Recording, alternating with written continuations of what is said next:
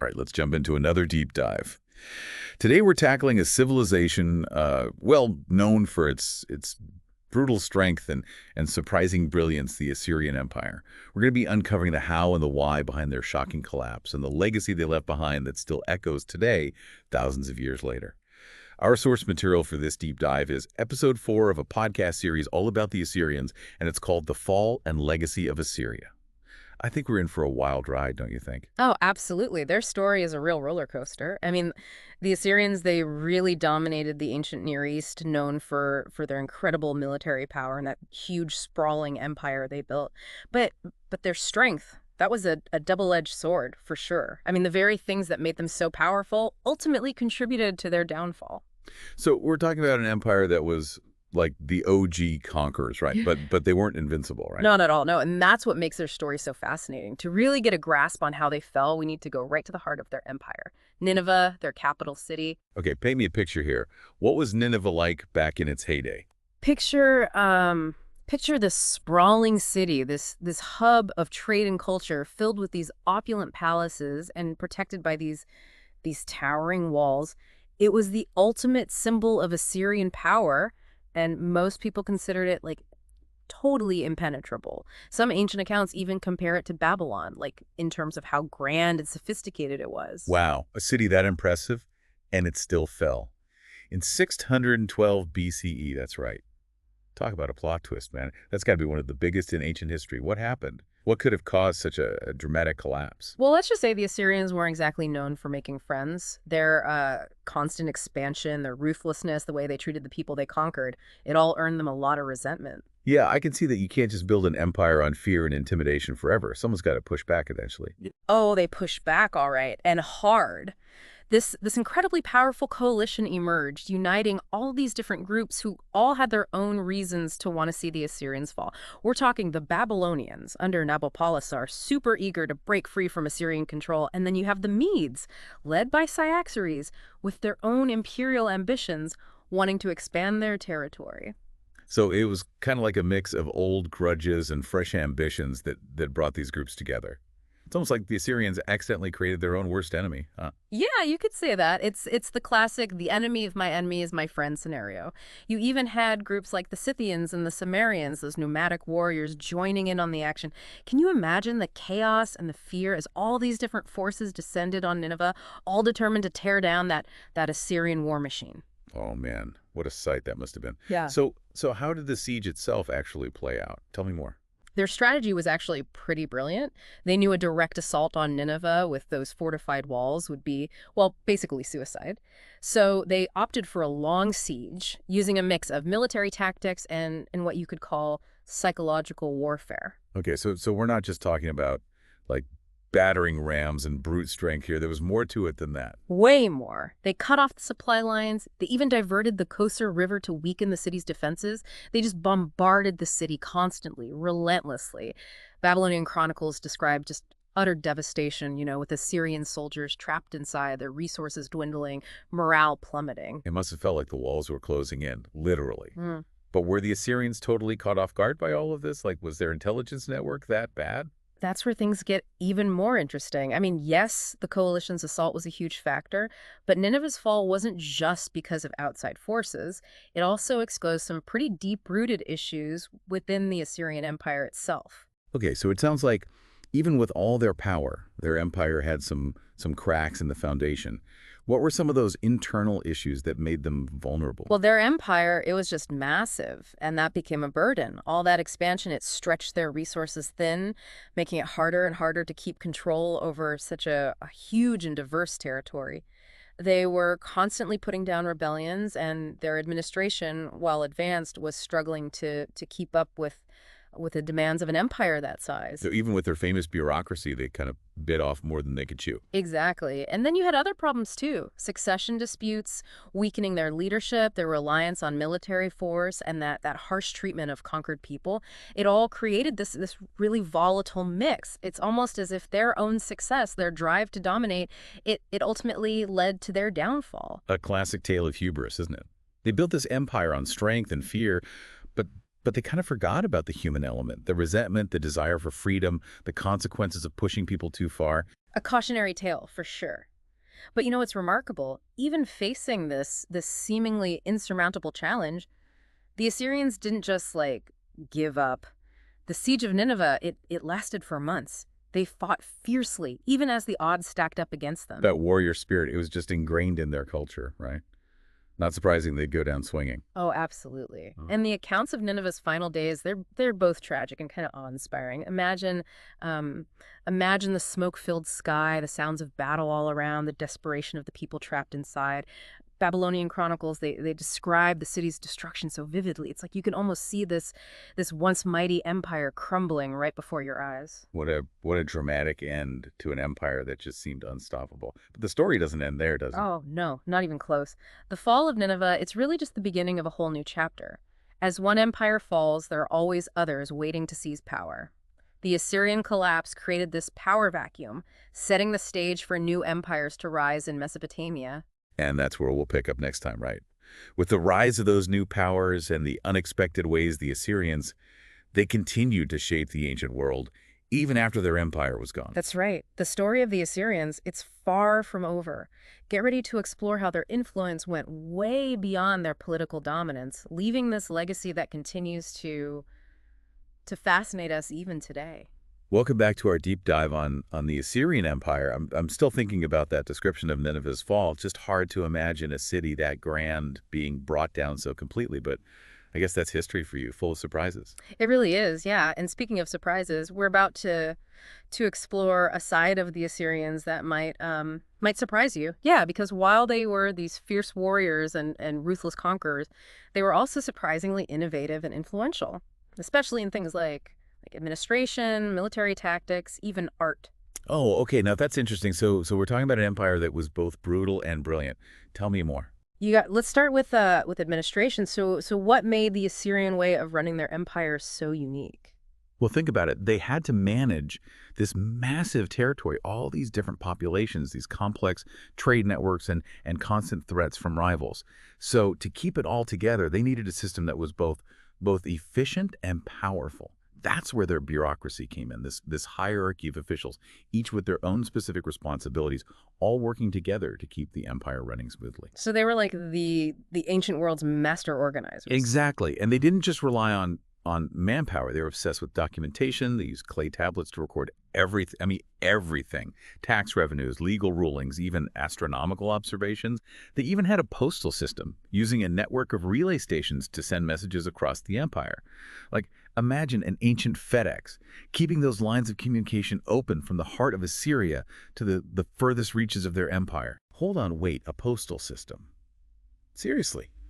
That's incredible. I never would have thought they had something that sophisticated back then. Were they, like, faster than the Roman couriers? That's tough to say for sure, but their system was incredibly efficient, especially for their time. And that efficiency, it wasn't just about delivering mail, it was about maintaining control, making sure that orders from the king were transmitted quickly and accurately to officials across the empire. And this level of control, this centralized control, that was a key factor in their success. It allowed them to maintain this huge, complex empire for centuries. So their bureaucracy wasn't just about paperwork. It was like the backbone of their military power, too. Absolutely. And that brings us to another area where the Assyrians, they truly excelled. Military innovation. I mean, their armies, they were legendary for their discipline, their ferocity, and their adoption of really cutting-edge tactics and technologies. Yeah, they were the ultimate conquering force. We've established that. But what made them so different from other ancient armies? Were they, like, really that much better? In many ways, yeah, they were. Take siege warfare, for example. Before the Assyrians, sieges were often these long, drawn-out affairs. But the Assyrians, they changed the game. They developed these specialized siege engines, like battering rams and siege towers. These allowed them to break through city walls much more effectively. Okay, so brute force. Got it. But they were known for being strategic, too, right? Oh, absolutely. They were masters of psychological warfare, using intimidation and propaganda to weaken their enemies. And they were so innovative with with engineering and logistics, like, for example, during the siege of Lachish, a city in Judah, they actually diverted a nearby river to cut off the city's water supply. That must have seemed like magic to their enemies back then. Wow, talk about thinking outside the box. No wonder they were so successful. So these Assyrian innovations, did they have a lasting impact on warfare? Did other empires learn from them? Oh, definitely, for sure.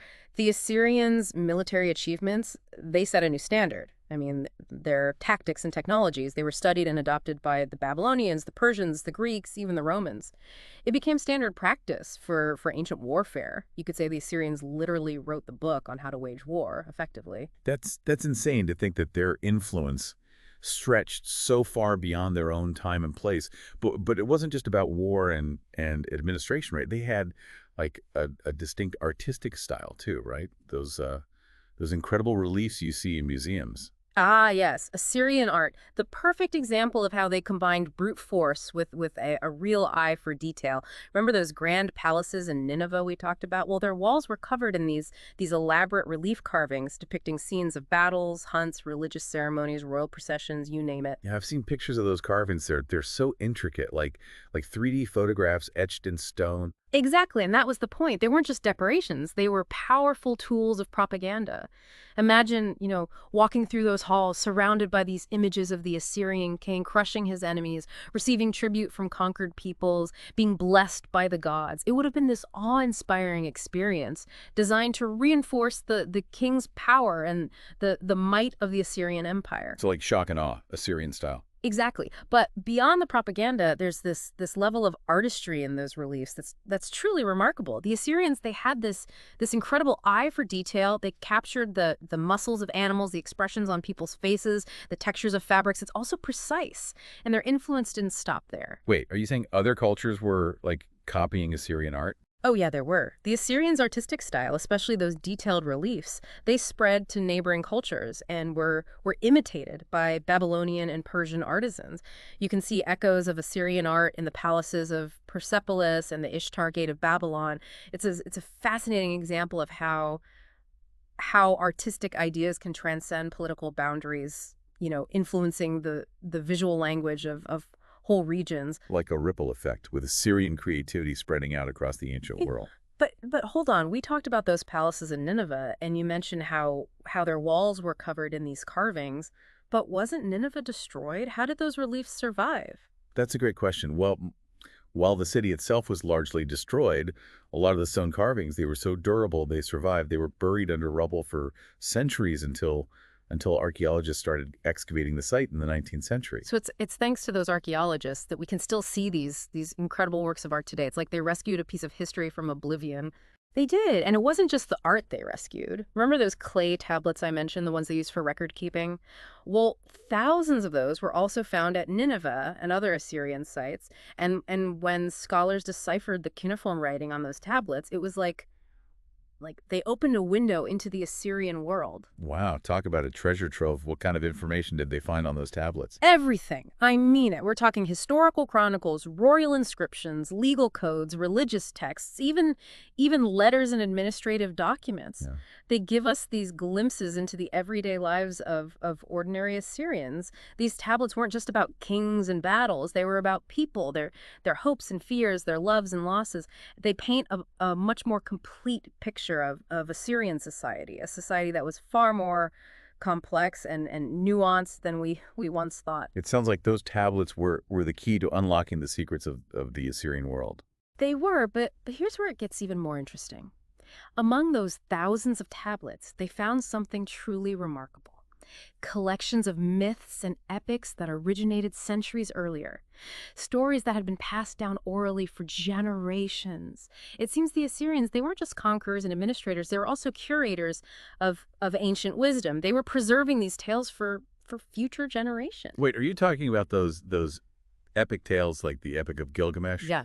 The one that's considered one of the oldest works of literature in the world. Are you saying that the the version we know today was preserved because of Assyrian librarians. That's exactly what I'm saying. It's an incredible testament to their appreciation for knowledge and their role in transmitting these ancient stories. And the Epic of Gilgamesh is just one example. They also preserved myths about the creation of the world, the adventures of gods and goddesses, tales of heroism and tragedy, stories that have resonated across cultures and time. Wow, that's mind-blowing. It's like they were the guardians of this literary tradition that went back to the very beginning of civilization. It's a legacy that goes way beyond their military power or their political dominance. It speaks to the power of storytelling, the human need to make sense of the world through myths and legends, and the importance of preserving these tales. And it's a legacy that continues to influence us today. I am officially hooked on this Assyrian story, but I'm also curious about their modern relevance. I mean, their empire, it crumbled centuries ago. So how does their story connect to the world we live in today? That's a great question, and it's one we'll explore in detail in our next segment. Because, believe it or not, the legacy of the Assyrians is still very much alive, both in their ancestral homeland of Iraq and among the Assyrian diaspora communities all over the world. Wow, I had no idea. So we're going to delve into the modern day implications of a civilization that existed thousands of years ago. We are, because the story of the Assyrians, it's not just about the past, it's about the present and the future. It's about the challenges of preserving cultural heritage in a world facing conflict and instability. It's about the resilience of a people who've endured centuries of persecution and displacement, yet continue to hold on to their identity and their traditions. And it's about the timeless lessons we can learn from their rise and fall, lessons about the nature of power, the complexities of empire, and the enduring human spirit. All right, I am on the edge of my seat. Bring on the modern relevance of the Assyrians.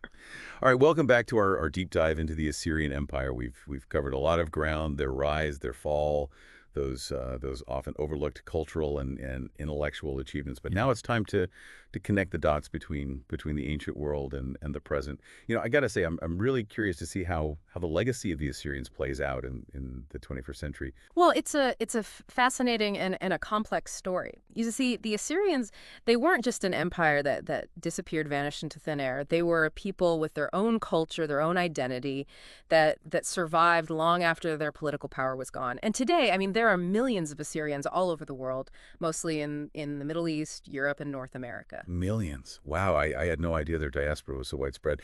So how do these modern day Assyrians maintain their connection to such a distant past? Is it just about remembering their history, or is there something more to it? Oh, it's definitely more than just remembering. Many Assyrians, they actively work to preserve their language, their traditions, their cultural heritage. They've established community centers, schools, organizations that promote Assyrian language and literature, music, dance, art, you name it. That's amazing. It's like they're keeping that flame alive, making sure their culture doesn't fade away. But I imagine it's not always easy, especially given all the turmoil in the region where their empire once stood. Yeah, you're right. The modern day nation of Iraq, where the Assyrian Empire had its heartland, has faced decades of conflict and instability, and tragically, this has taken a toll on many archaeological sites, including those that hold the remnants of the Assyrian Empire. Places like Nineveh and Nimrud, once symbols of Assyrian power and sophistication, have suffered damage, looting, neglect. It's just heartbreaking to think that these sites, these places that hold so much historical and cultural value, are at risk. What's being done to protect them? Is there any hope for their preservation? There is hope, yeah. Despite the challenges, I mean, there are these dedicated archaeologists, historians, local communities. They're all working so hard to protect and preserve what remains. They're documenting damage, restoring what they can, and really raising awareness about the need for more protection, more international support. It sounds like a race against time, a battle to preserve a legacy that's been under threat for centuries. But it's inspiring to know that people are so committed to this cause. It really is. And it's not just about preserving ancient stones and artifacts, It's about recognizing that living connection between those ruins and the modern Assyrian communities.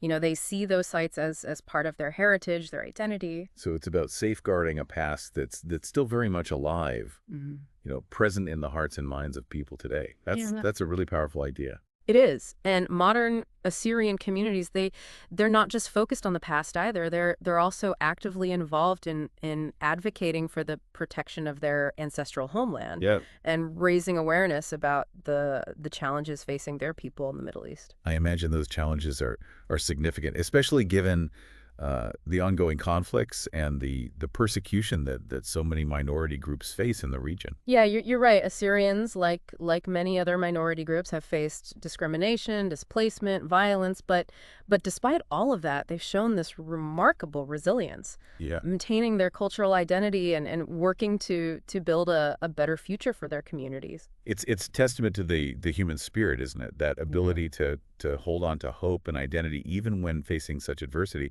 It makes those ancient tales of Assyrian resilience we talked about even more powerful, don't you think? I agree. It really does. And their story also reminds us of something crucial, that history, it's not just about dates and battles, it's about people. It's about their struggles, their triumphs, their enduring It's legacies. about understanding where we come from so we can, figure out where we're going.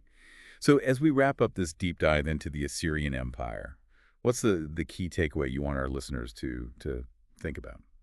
Well, I think the Assyrians, in all their complexity, they offer us this timeless lesson. Even the mightiest empires, they rise and they fall, leaving behind these legacies that shape the course of history. Their story teaches us about how civilizations are interconnected, about the enduring power of culture and identity, and the importance of preserving our shared human heritage, both the physical remnants of the past and the living traditions that connect us to those who came before. Well said. It's a reminder that history, it's not just a bunch of dusty facts. It's this living narrative. It shapes who we are and how we understand the world. And to our listeners, if you're as fascinated by the Assyrians as we are, I encourage you to keep exploring. There's so much out there, books, articles, documentaries, even museums. All these things can take you deeper into this incredible civilization.